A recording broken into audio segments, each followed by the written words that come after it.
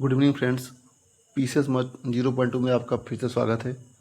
इससे पहले मैंने इस मंच को लगभग 2-3 साल पहले शुरू किया था, लेकिन किसी कारणवश जीवन में व्यस्तता की वजह से मैंने उस प्लेटफॉर्म पर वीडियो बनाना बंद कर दिया था। तो शायद इस वजह से मैंने इस प्लेटफॉर्म को दोबारा शुरू किया। और इस प्लेटफॉर्म को शुरू करने का मेरा मेन पर्पस यही होगा कि मैं बीपीएससी और बिहार के जितने भी आयोग हैं, चाहे वो बीपीएससी हो या बीपीएससी हो, ठीक है, या बीएसएससी हो, जितने भी एग्ज़ाम कंडक्ट करवाएंगे, मैं उन सब का अच्छे से बिहार स्पेशल और पीसीएस स्पेशल तैयारी यहाँ पर करवा सकूँ। मैं अपने अनुभवों को शेयर कर सकूँ। मेरे इस प्लेटफॉर्म को शुरू करने का दोबारा मेन उद्देश्य यही है कि मैं जो भी अभ्यर्थी हैं, चाहे वो गांव में बैठे या शहर बैठे या जहाँ पर भी है, मैं अपने अनुभवों का यहाँ पर पूरा अपना उपयोग कर सकूं और जितना फ़ायदा हो सके हमसे मैं उतना पहुंचाने की कोशिश करूं। मेरा ये उद्देश्य कतई नहीं है कि हाँ मेरे फॉलोवर्स बढ़ें या फिर वीडियो देखें। मेरा मेन पर्पस यही है कि हाँ विद्यार्थी के पास जो अवेलेबल मार्केट में सोर्सेस है उसका मैक्सिमम रीचेज हो। और ये जो सामने जो दिख रहा है वो 17 बीपीएससी का 22 जुलाई को जो रिजल्ट आया था उसका कट ऑफ है। आप देख रहे हैं कि कट ऑफ में क्या है कि अनरिजर्व का रहे, चाहे ईडब्ल्यूएस का रहे, चाहे ईबीसी का रहे, चाहे बीसी का रहे, वो चाहे मेल रहे चाहे फीमेल रहे, दोनों में कोई फ़र्क नहीं पड़ रहा है कि हाँ जितने भी कैटेगरी आए हैं सबके कैटेगरी में 2-4 नंबर या लगभग नंबर बराबर है। और 1000 मार्क्स में अगर 528 मार्क्स आ रहे हैं, एक का 523 मार्क्स आ रहे हैं, तो दोनों में कोई फ़र्क नहीं पड़ता है। यानी यहाँ पर कोई मतलब नहीं कि आप किस कैटेगरी से हैं, मतलब यही है कि आप मेंस में नंबर किस तरह से लेकर के आते हैं। मैंने इस बार इंटरव्यू दिया था दोबारा फिर, लेकिन मेरा इस बार भी नहीं हो पाया। इसको दुर्भाग्य कहें या सौभाग्य कहें मुझे नहीं मालूम है, लेकिन मेरा नहीं हो पाया इस बार भी। मैं कंटिन्यू 64 से लगातार दे रहा हूँ। 67 में मेरा प्रीलिम्स नहीं हुआ था और इसको एक्सेप्शन छोड़ दिया जाए, और 65 को तो लगातार मैं दे रहा हूँ। 64, 66, 67, 69, 17 कंटिन्यू में मेंस दे रहा हूँ और मेरा नहीं हो रहा है। नहीं हो रहा है, क्यों नहीं हो रहा है मुझे नहीं मालूम। और नहीं होने का मुझे जहाँ तक मैंने अभी तक एनालिसिस किया है, और ये मैं बार बार एनालिसिस करता हूँ कि मेरा कहाँ रुक जाता है, कहाँ मैं गलती करता हूँ, और ये गलती करने के बाद भी मैं दोबारा सुधार करने की कोशिश नहीं कर पाता हूँ। ये जो मार्क्स दे रहे हैं मेरा 141 मार्क्स जो पेपर 1 में आया है, मेरा हर साल मैं जब भी मेंस देता हूँ तो मेरा मार्क्स 155 हाईएस्ट गया है अभी 68 बीपीएससी में पेपर 1 में। जबकि मेरे दोस्त कहते हैं या जितने मैंने एग्ज़ाम दिए हैं उस अनुसार से मेरे स्टैटिक्स पास, मैथ मेरे बहुत अच्छे हैं, सब बोलता है। क्योंकि मैं पढ़ाता भी पहले 9, 10, 11, 12 को मैथ पढ़ाता था, फिर भी मेरा मैथ्स में जीएस पेपर 1 में हमेशा कम मार्क आता है, हमेशा।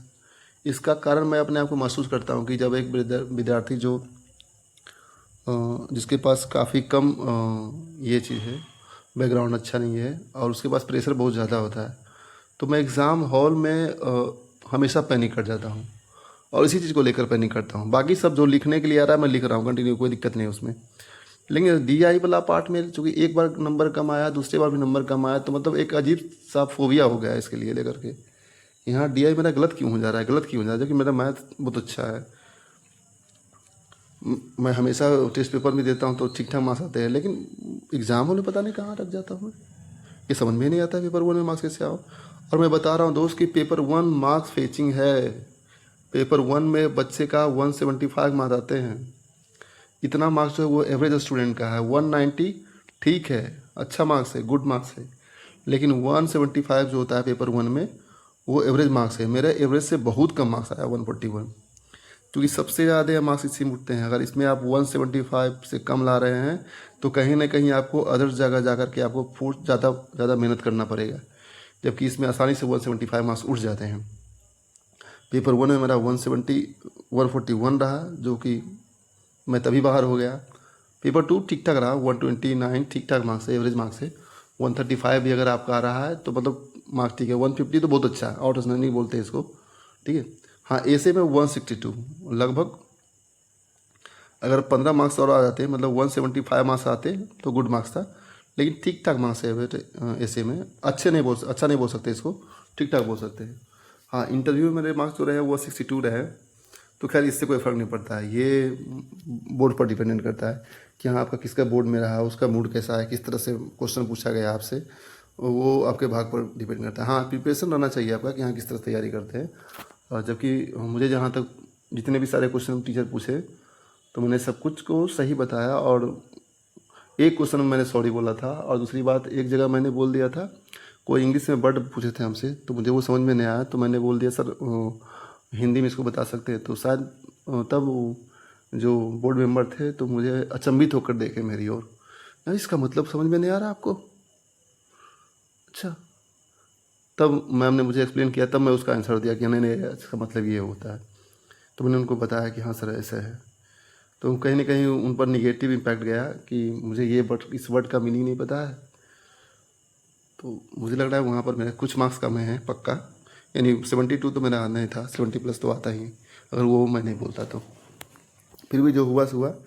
इस बार 72nd BPSC का प्रीलिम्स में, जैसा कि अभी 26 जुलाई को होने वाला था लेकिन एक्सटेंड कर गया है, और कब तक एक्सटेंड किया ये तो मुझे भी नहीं मालूम है ना, बोर्ड जब तक कुछ जारी नहीं करे नोटिफिकेशन तब तक मैं कैसे कर सकता हूँ। लेकिन जब तक मैं यहाँ पर कुछ ना कुछ आपको दूंगा, और जितना हो सके अपने में से समय निकाल करके मैं यहाँ पर कोशिश करूँगा कि हाँ विद्यार्थियों को, खासकर मैं क्रॉनिकल को फोकस करता हूँ करंट अफेयर्स के लिए, जो मंथली मैगजीन आता है उसको मैं फोकस दूंगा यहाँ पर, और जो प्रैक्टिस सेट वगैरह होंगे विभिन्न कोचिंग संस्थानों का जो मेरे पास उपलब्ध होगा उसका मैं देने का कोशिश करूँगा आप लोगों के पास। ओके, तो स्टे ट्यून, प्लीज़ मत को सब्सक्राइब करें और शेयर करें और लाइक करें, कोशिश करें कि अच्छे से मेहनत करें, पढ़ाई करें और कुछ अच्छा बने। Thank you.